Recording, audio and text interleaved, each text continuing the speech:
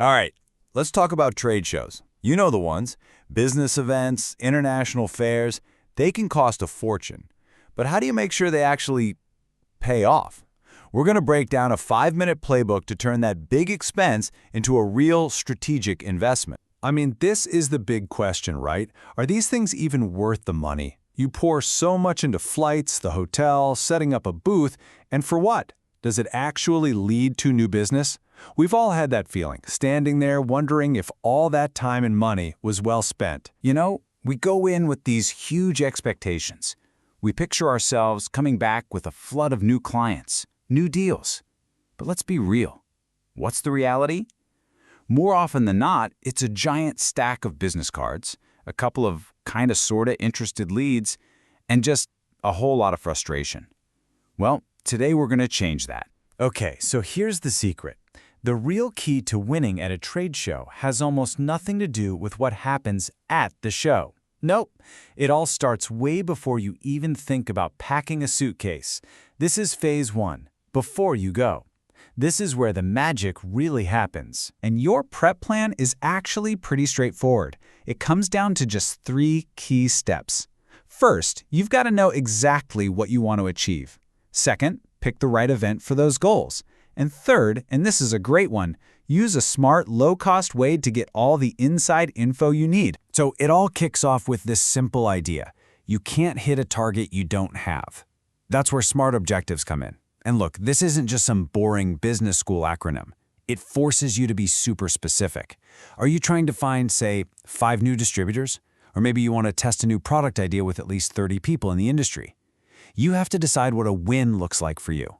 That's your target. Now here's a pro tip, and honestly, it's a game changer.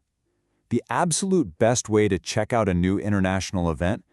Go as a visitor first. Seriously. Before you drop thousands of dollars on a fancy booth, just buy a ticket and walk the floor. It's an amazing, low-cost way to scope things out without any of the pressure. Think of it like you're on a secret mission. You're not there to sell, you're there to learn. You're checking out what your competitors are doing, what they're charging. You're looking at industry trends, new packaging ideas. You can pop into all the side talks and conferences. Basically, you're gathering all this incredible intel to figure out, should we really invest in a booth here next year? Okay, so that brings us to phase 2, on the floor. You've done all your homework, and now it's go time. You're there, in the middle of it all. This is where every single interaction, every conversation really counts. And this right here is the difference between an amateur and a pro.